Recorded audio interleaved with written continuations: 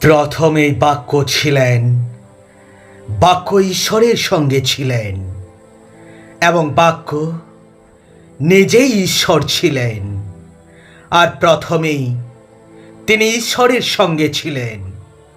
সব কিছুই সেই বাক্যের দ্বারা সৃষ্ট হয়েছিল, আর যা কিছু সৃষ্ট হয়েছিল সেইগুলোর মধ্যে কোনো কিছুই তাকে ছাড়া সৃষ্টি হয়নি। তার মধ্যে জীবন ছিল এবং সেই জীবনেই ছিল মানুষের আলো। সেই আলো অন্ধকারের মধ্যে জ্বলছে, কিন্তু অন্ধকার আলোকে জয় করতে পারেনি।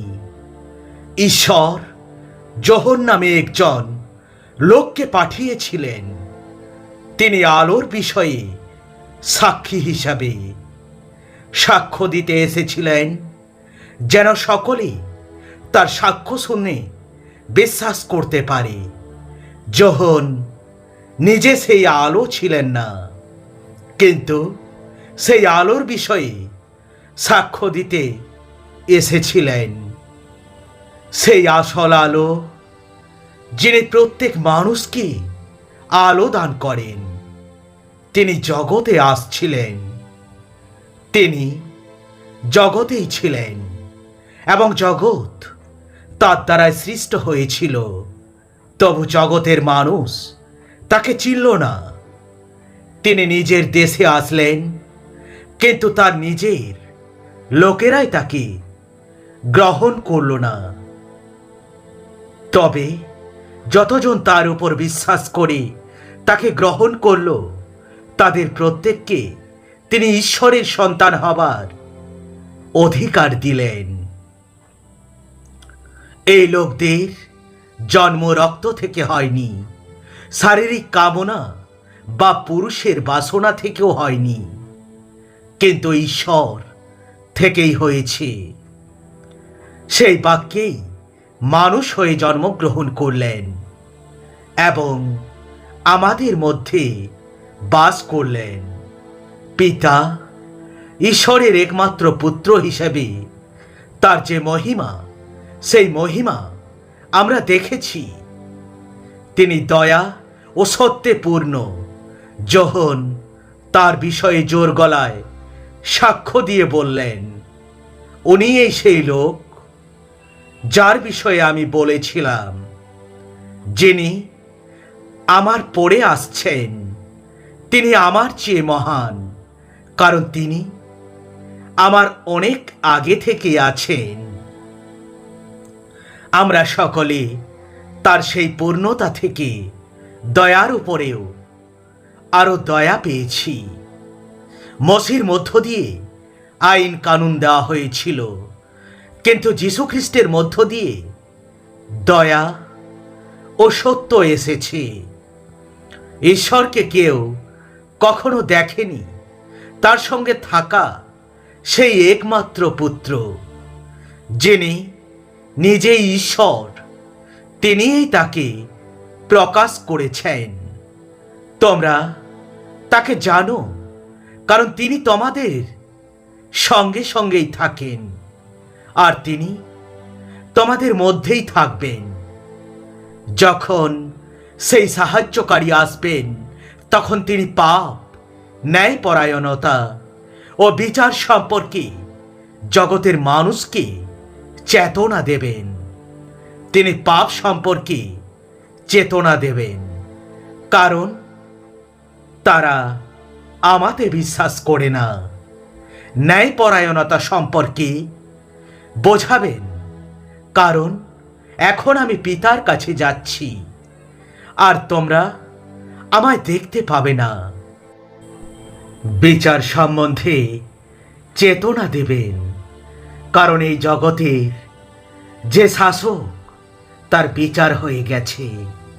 সত্যের আত্মা যখন আসবেন, তখন তিনি সকল সত্যের মধ্যে তোমাদের পরিচালিত করবেন। তিনি নিজে থেকে কিছু বলেন না, তিনি যা শোনেন তাই বলেন। আর আগামী দিনে কি ঘটতে চলেছে তা তিনি তোমাদের কাছে বলবেন। সত্য সত্য আমি তোমাদিগকে বলিতেছি, যে আমাতে বিশ্বাস করে, আমি যে সকল কার্য করিতেছি সেও করিব, এমনকি এই সকল হইতে বড় বড় কার্য করিব। কেননা আমি পিতার নিকটে যাইতেছি। হে আমার বৎসরা, তোমাদিগকে এই সকল লিখিতেছি, যেন তোমরা পাপ না করো। আর যদি কেহ পাপ করে, তবে পিতার কাছে আমাদের এক সহায় আছেন, তিনি ধার্মিক যীশু খ্রিস্ট। আর তিনিই আমাদের পাপার্থক প্রায়শ্চিত্ত, কেবল আমাদের নয়, কিন্তু সমস্ত জগতেরও পাপার্থক। তোমার সমস্ত হৃদয় দিয়ে সদাপ্রভুর উপর নির্ভর করো এবং নিজের বুদ্ধির উপর নির্ভর করো না। আপনার সমস্ত পথে তার কাছে আত্মসমর্পণ করুন এবং তিনি আপনার পথগুলিকে সোজা করবেন। ঈশ্বরের বিশ্বাসযোগ্য বাক্য যা আমি শিক্ষা দিয়েছি, তাকে তা শক্ত করে ধরে রাখতে হবে, যেন সত্য শিক্ষার বিষয় তিনি প্রচার করতে পারেন এবং যারা বিরুদ্ধে দাঁড়ায় তাদের ভুল দেখিয়ে দিতে পারেন। এমন অনেক লোক আছে যারা অবাধ্য, যারা বাজে কথা বলে ও যারা ছলনা করে বেড়ায়, যারা সুউন্নত করানোর ওপর জোর দেয়। বিশেষ করে আমি তাদের কথাই বলছি।